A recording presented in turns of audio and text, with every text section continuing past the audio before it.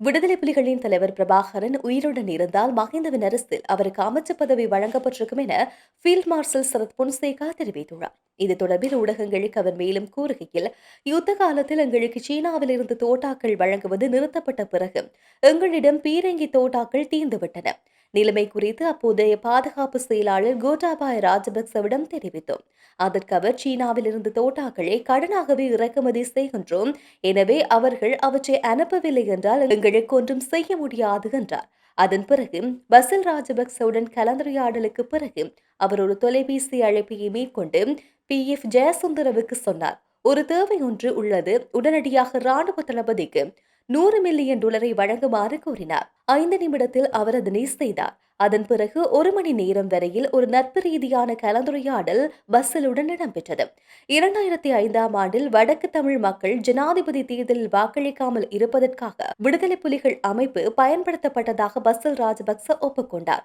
ஜனாதிபதி தேர்தலில் வடக்கு மக்கள் வாக்களிக்காமல் இருப்பதை அவர்கள் உறுதி செய்ததோடு, அதற்காக நாங்கள் என்ன செய்ய வேண்டும் என்று கேட்க கடற்புலிகள் பயன்படுத்த டோரா வகை படகுகளுக்காக மலேசியாவுக்கு பணம் வழங்க வேண்டும் எனவும் அதுக்கு பணம் வழங்குமாறு கோரினார்கள்.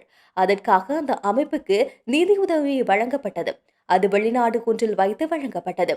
அந்த நாடு எது என்பது நான் இங்கு குறிப்பிட விரும்பவில்லை. அதிலிருந்து தாக்குதல் படகுகள் வந்து எங்களை தாக்கின. ஏராளமான அப்பாவி கடற்படையினர் இறந்தனர். அவர்கள் செய்தது தேச துரோக செயல் இல்லையா? மஹிந்த ராஜபக்சவின் மகன் கடற்படையில் பணியாற்றிய போதிலும் அவர் கடலுக்கு சென்று யுத்தம் புரியவில்லை. யுத்தம் செய்தது நாங்கள். முல்லைத்தீவை கைப்பற்றிய பிறகு கோட்டாபாய ராஜபக்ச என்னிடம் அன்பாக பேசினார். சரத், நீங்கள் இப்போது சோர்வாக இருக்கின்றீர்கள். 2 வருடங்களாக போராடி வருகின்றீர்கள். இப்போது இந்த வேலையை ஜெகத் ஜெயசூரியவிடம் ஒப்படைக்க வேண்டும் என்றார். நான் மறுத்துவிட்டேன். பின்னர் அப்போதைய ஜனாதிபதி மஹிந்த ராஜபக்ச என்னை அழைத்து ஜனவரி 31 மற்றும் பிப்ரவரி 1ஆம் தேதிகளில் போர் நிறுத்தத்துக்கு உத்தரவிட்டார். எங்கள் பாதுகாப்பு படையினர் மீது நடந்த ஒரு பெரிய தாக்குதலில் எங்கள் வீரர்கள் பலர் கொல்லப்பட்டனர். மார்ச் மாத நடுப்பகுதியில் போரை நாங்கள் முடித்திருக்க வேண்டுமானால் இந்த நடவடிக்கை மே மாத நடுப்பகுதி வரை இழுத்துச் செல்லப்பட்டது. மேலும் 500க்கு மேற்பட்ட வீரர்கள் இறந்தனர். இதற்கு மஹிந்த ராஜபக்சவை பொறுப்பேற்க வேண்டும். மஹிந்த ராஜபக்சவை சில சிங்கம் என்று கூறினாலும் உண்மையில் அவர் ஒரு கோழை. மஹிந்த ராஜபக்ச ஒரு துரோகி என்றும், விடுதலை புலிகளுக்கு பணம் வழங்கியதாலும் ஏராளமான வீரர்கள் இறந்ததாலும் அவர் ஒரு கோழை என்று நான் சொன்னேன். எனவே அவருக்கு எதிராக சட்ட நடவடிக்கை எடுக்க வேண்டும் என்று கூறினேன். இன்று தான் போர் நிறுத்தத்தை அறிவிக்கவில்லை என்று மஹிந்த பொய்யான அறிக்கைகளை வெளியிடுகின்றார். தற்போதைய அரசு சட்டத்தை செயற்படுத்த முயற்சிக்கும் என்று நாங்கள் நம்புகின்றோம். இப்படி நாட்டை காட்டிக் கொடுத்த மஹிந்த ராஜபக்சவுக்கு எதிராக சட்டம் பிரயோகிக்கப்பட வேண்டும் என்று நாங்கள் நம்புகின்றோம்.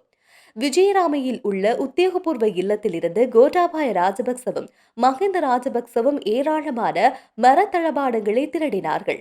மே 17ஆம் தேதியன்று காலையில் மஹிந்த, கோட்டாபாய, பசில் மற்றும் எரிக் சோல்ஹாய்ம் உள்ளிட்ட ஏனையவர்களுக்கு இடையிலே ஒரு கலந்துரையாடல் இடம்பெற்றதோடு அதில் விடுதலை புலிகளின் அடிபணிய வைக்கும் நடவடிக்கைகள் குறித்து கலந்துரையாடப்பட்டது.